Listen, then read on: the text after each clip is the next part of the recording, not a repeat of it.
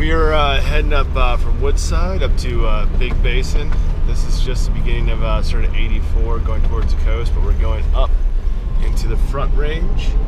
And so now we're actually in a grove of redwoods. They're all second growth.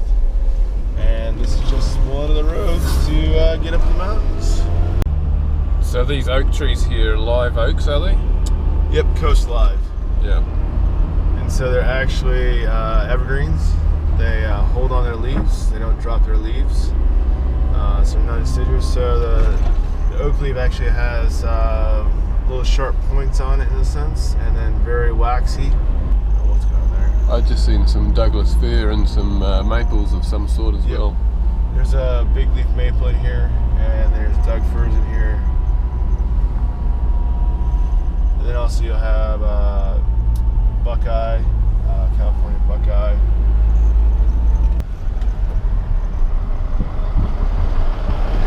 Still logging. Big Basin, this is where we're going. Yep.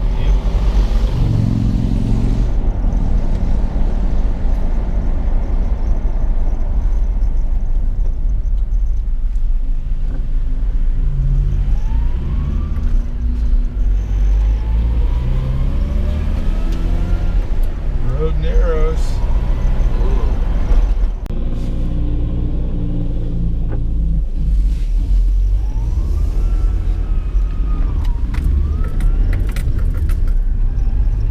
So what are these broadleaf trees here?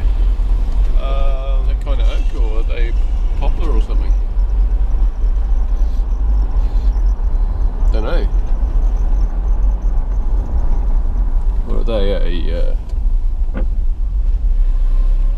They're tan oaks. tan oaks? So this is quite a big basin we're driving down into. Yes, this is. As you can tell, there's no extra lane, but we're heading down into Big Basin. So this is a coastal area, mountain range, and you can see we have several redwoods in here. This is all second growth redwoods. It's all been logged once before, but Big Basin is actually a preserve, or actually it's a California State Park where they're not cutting them, which is great. So they're being preserved for many years for the future generations to appreciate how big and giant these trees can get. There's only 4% of old growth left in California. In the world, there's only about 2% of old growth left. I hear New Zealand has some old growth. Hopefully you guys are doing something to preserve your old growth as we are doing here. It's a big basin. It is. There's a little bit of smoke in the air. Yeah, there is definitely smoke in the air, isn't there? Yeah. Can you smell that on the camera? Yeah, scratch and smell TV. What's that? There is a small entry fee to the park. It says no big deal. It's just part of, I look at it as donation to preservation for these giant trees. So you can tell right now we're very much in like a poor soil. We're running to more of a shrub brush, a couple pines, really small pines are struggling in a sense, surviving, a couple little oaks here and whatnot. And then all of a sudden you'll get out of that soil area into a better soil, a poor soil to a higher vibrant soil of organics, and then all of a sudden you just run into a boom. Now you got all redwoods, you know, other trees, you got all that rock into just something that has more content of nutrients. So Chad's just saying that these trees need a lot of water. So that's why they're not growing on the ridges so much, yeah? Well, I wouldn't say they need a lot of water, but you need to have what's optimal to create a giant. Yeah. So what's optimal to create a giant, you need a water supply, you need a water source. I mean, it's just huge how big these things are. So when you have a tree grow on top of a ridge, unless you're in a rainforest of heavy rain, that ridge or top of the ridge, everything just rolls off. So down here it's a basin, and so the water comes down, and so if you follow the watershed, you can find giants in the forest. Whoa. Oh, look at a three-legged, I guess you call that one tripod. Yeah.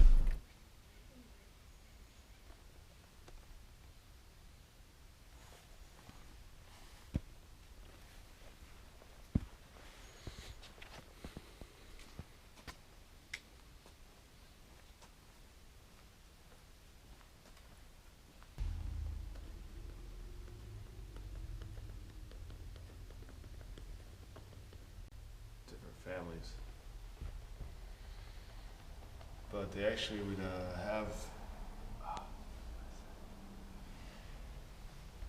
they would end up using acorns, harvest acorns. So they'd start fires to burn out underneath the acorns, oak trees, and then acorns would fall. They harvest all the acorns. They also would start fires, so it creates more opening in the wood. So for hunting.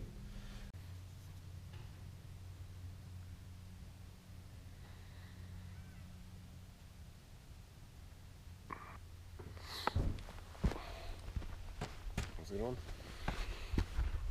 It's rolling. So here we are at Big Basin, California, and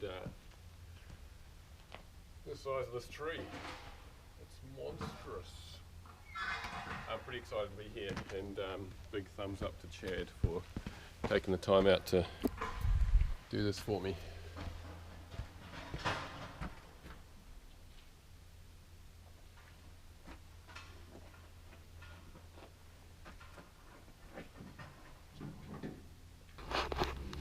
So on the way here, some of the roads were over 2,000 feet, which is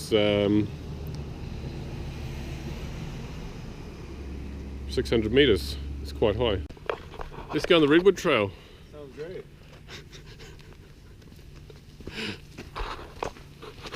You don't want to go on the Redwood Trail?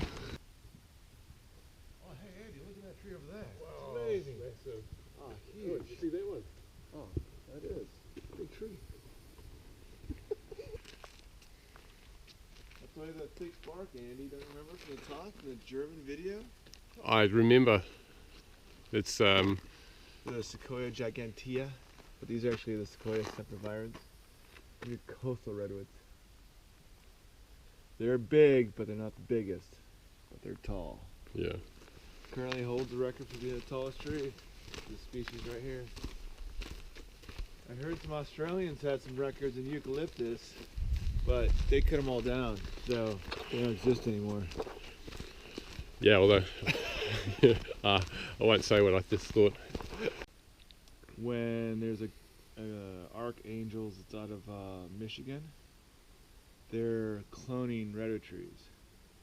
So what they found out is when they clone the redwood trees, if you have a lateral that goes horizontal and clip that, it'll go up and just go horizontal because it's designed. But when you find one that turns and shoots upwards, you take the top of that, you clone that, it will shoot upwards. So just simply in the Just the genetic design of the branch, what's doing will be whether it'll grow up to be a straight up tree or grow up to go sideways. What do they call this one? The zoo tree. Zoo tree, this is redwood burl. But look at that big tree in the distance there. Yeah, that one's... That's monstrous. Hey Chad, what are you doing? I'm getting a photo of the New Zealand tree climbing champion. Previous.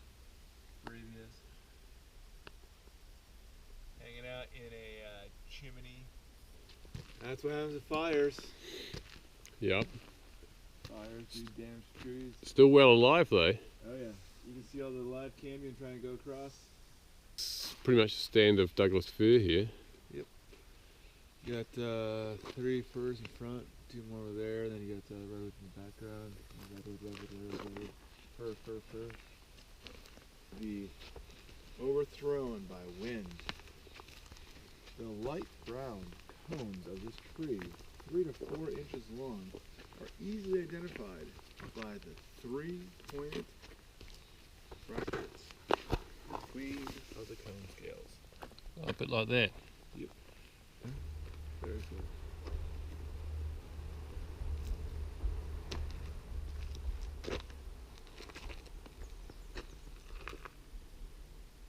I don't know if you guys run into this in New Zealand, but the limbs just pop off quite easily. So climbing is not the easiest. You need to really make sure you have a solid anchor for climbing these trees. If you're too far out, one can just shed and all of a sudden comes down Humpty Dumpty. Yeah, they are like that in New Zealand too.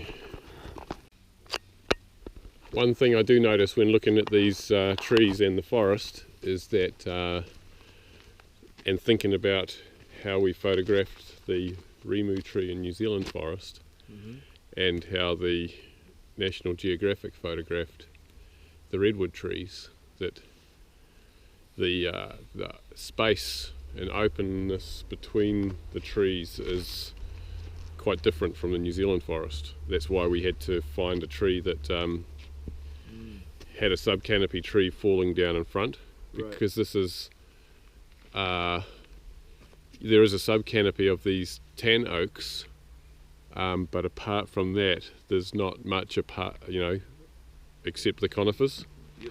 And there's big spaces in between the trees. It really depends on where you're at, because some areas are more open, and other areas are not.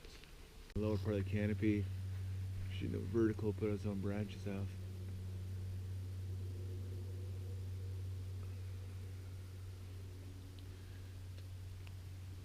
These are actually sort of in a weird way a little bit of smaller size of redwoods compared to the Avenue of Giants.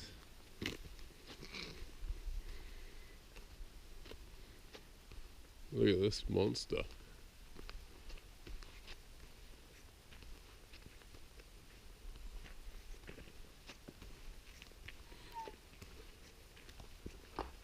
Only a 250. Beautiful tree. Supposedly over 2,000 years old. Estimated.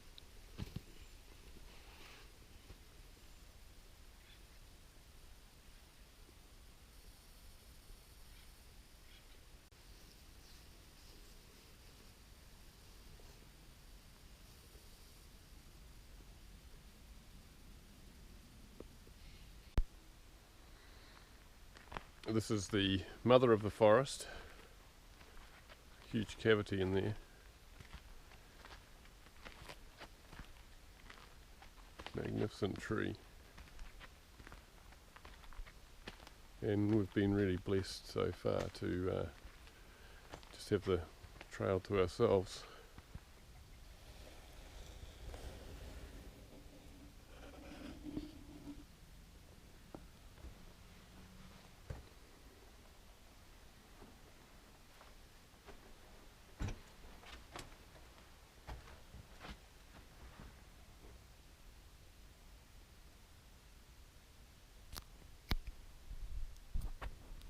For you. Oh, okay. Shall I take it home? You sure there's no seed in it, so you should be okay. Yeah, I doubt it. Good luck with that. Look at all these, the forest of epicormix coming up, the little suckers. They're new redwood trees. So redwood trees by seed is very hard to reproduce. Yeah. The majority of the way that redwood trees reproduce is actually these little sprouts come up. That's why some of I've noticed some what look like an old tree stump and little circle of trees around it. So anytime you see a circle of redwood trees, it means there's an old tree that used to be in the center. Yeah. That has failed or died, or it's outlived its life. Number 11, up that way, meadow. Written descriptions of this meadow during the 1870s refer to it as a wet bog. In the 1940s, the centre of the meadow was excavated and water piped in to create a swimming pool. In 1952, the natural contours of this area were restored. Native plants continue to establish themselves. The area is slowly recovering. Here we can see the Swimming pool? No, I can't see the swimming pool, but I can see the small trees slowly working their way into the edges, so that's cool. Apparently these trees are ever living. They are. Which implies they live forever. That's what it implies to me. Yeah, because once this tree dies here, you have the sprout comes up, and then also you have another. So it's just a clone, so it just lives forever. And then if you get the roots connecting to other roots, and connect to another tree. So that tree is connected to that tree, connected to that tree, connected to that tree, connected to that tree, connected to that tree, connected to that tree. So guess what? They're all connected! And they live forever! They live forever. Until you cut them all down, then.